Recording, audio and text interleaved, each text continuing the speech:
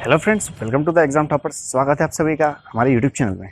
आज हम एक के विभिन्न पर्यावरण आंदोलनों के बारे में चर्चा करेंगे जो सभी कॉम्पिटिटिव एग्जाम्स के पॉइंट ऑफ व्यू से काफ़ी महत्वपूर्ण है, जिसमें क्वेश्चन बनते हैं।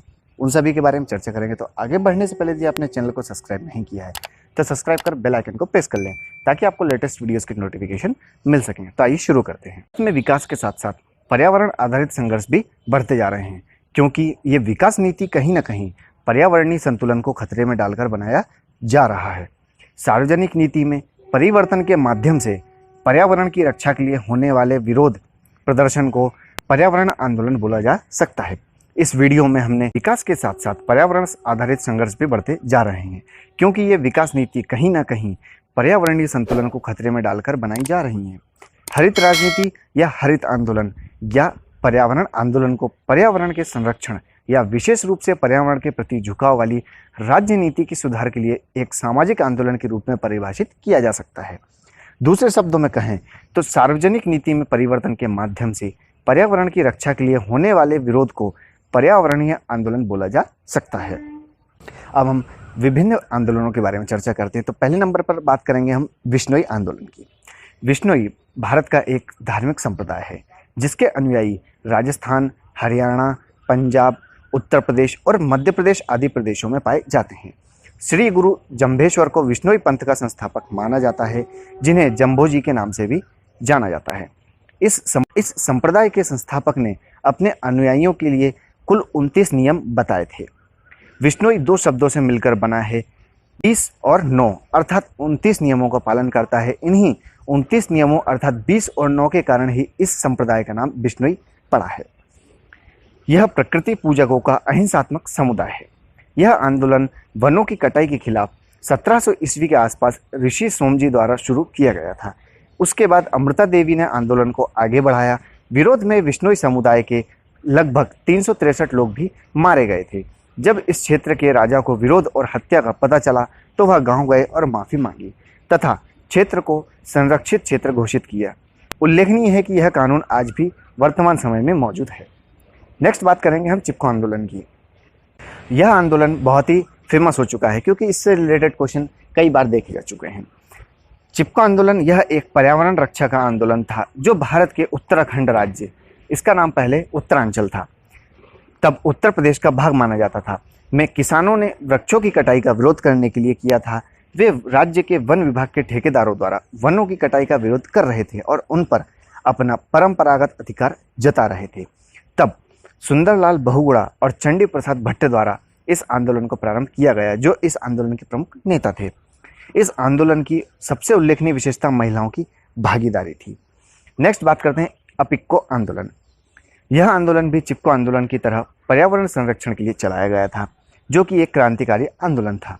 या फिर हम अन्य शब्द में कहना चाहें तो उत्तर का चिपको आंदोलन दक्षिण में अपिक्को आंदोलन के रूप में उभर कर सामने आया था। दक्षिण का चिपको आंदोलन भी कह सकते हैं। यह आंदोलन अगस्त 1983 में कर्नाटक के उत्तर कन्नड़ क्षेत्र में शुरू हुआ था। यह आंदोलन वनों की सुरक्षा के लिए कर्नाटक में पांडुरंग हेगड़े के नेतृत्व में प्रारंभ हुआ था। नेक्स्ट आता है साइलेंट वैली या साइलेंट घाटी आंदोलन। केरल की शांत घाटी 90 वर्ग किलोमीटर क्षेत्र में है, जो अपनी घनी जैव विविधता के लिए पूरे देश ही नहीं बल्कि विश्व में विख्यात है। तो 80 में यहाँ कुंती पुंज नदी पर एक परियोजना के अंतर्गत 200 मेगावाट बिजली निर्माण हेतु बांध का प्रस्ताव रखा गया था। केरल सरकार द्वारा इस परियोजना के लिए बहुत इच्छुक थी, लेकिन इस परियोजना के विरोध में वैज्ञानिकों, पर्यावरण कार्यकर्ताओं तथा क्षेत्रीय लोगों के स्वर गूंजने लगे। इनका मानना था कि इससे इस क्षेत्र के विशेष फूलों, पौधों और लुप्त होने वाली प्रजातियों को खतरा हो सकता है। इसके अलावा यह पश्चिमी घाट की कई सदियों पुरानी संतुलित पारिस्थितिकी को भी भारी हानि पहुंचा सकता है। तभी इस दबाव में सरकार को 1985 में इसे राष्ट्रीय आरक्षित वन घोषित करना पड़ा था। नेक्स्ट आता है जंगल बचाओ आंदोलन। इस आंदोलन की शुरुआत वर्ष 1980 में बिहार से हुई थी। बाद में यह आंदोलन झारखंड और उड़ीसा तक फैल गया था। 1980 में सरकार ने बिहार के जंगलों को मूल्यवान सागौन के पेड़ों के जंगल में बदलने की योजना पेश की और इसी योजना के विरुद्ध बिहार के सभी आदिवासी कबीले एकजुट हुए और उन्होंने अपने जंगलों को बचाने के लिए एक आंदोलन चलाया, जिसे जंगल बचाओ आंदोलन का नाम दिया गया। कई पर्यावरणविद इस आंदोलन को लोकालु भावनाद कहते हैं। नेक्स्ट आता है नर्मदा बचाओ आंदोलन। यह मध्य प्रदेश की कॉम्पिटिटिव एग्जाम्स के पॉइंट ऑफ व्यू से, एमपी टेट, एमपीपीएससी के पॉइंट ऑफ व्यू से बहुत ही महत्वपूर्ण क्वेश्चन है। यह आंदोलन भारत में चल रहे पर्यावरण आंदोलनों की परिपक्वता का एक बहुत ही विशेष उदाहरण है। इसने पहली बार पर्यावरण तथा विकास के संघर्ष को राष्ट्रीय स्तर पर चर्चा का विषय बनाया, जिसमें न केवल विस्थापित लोगों बल्कि वैज्ञानिकों, गैर सरकारी संगठन अर्थात एनजीओ तथा आम जनता की भी भागीदारी रही थी। नर्मदा नदी पर सरदार सरोवर बांध परियोजना का उद्घाटन वर्ष 1961 में पंडित जवाहरलाल नेहरू ने किया था, लेकिन 3 राज्यों गुजरात, मध्य प्रदेश तथा राजस्थान के मध्य एक उपयुक्त जल वितरण नीति पर कोई सहमति नहीं बन पाई। 1969 में सरकार ने नर्मदा जल विवाद न्यायाधिकरण का गठन किया ताकि जल संबंधी विवाद का हल करके परियोजनाओं का कार्य शुरू किया जा सके। इसके तहत 3 राज्य के साथ साथ इसमें एक चौथा हिस्सा महाराष्ट्र को भी प्रदान किया जाता है, जिसमें उसका एक छोटा हिस्सा है।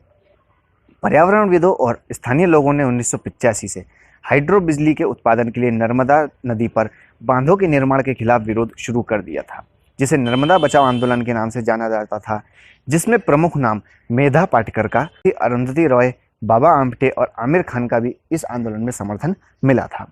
नेक्स्ट आता है टिहरी बांध आंदोलन। जैसा कि टिहरी बांध के ऊपर आपको एक वीडियो भी प्रोवाइड किया गया था, जिसकी लिंक आपको डिस्क्रिप्शन में मिल जाएगी, आप उसे भी देख सकते हैं, जिसमें टिहरी बांध का पूरा विस्तृत रूप से बताया गया है। तो टिहरी बांध उत्तराखंड के गढ़वाल क्षेत्र में भागीरथी और भिलंगाना नदी पर बनने वाला एशिया का सबसे बड़ा और विश्व का 5वां सर्वाधिक ऊंचा, अनुमानित ऊंचाई लगभग 260.5 मीटर सबसे ऊंचाई वाला बांध है।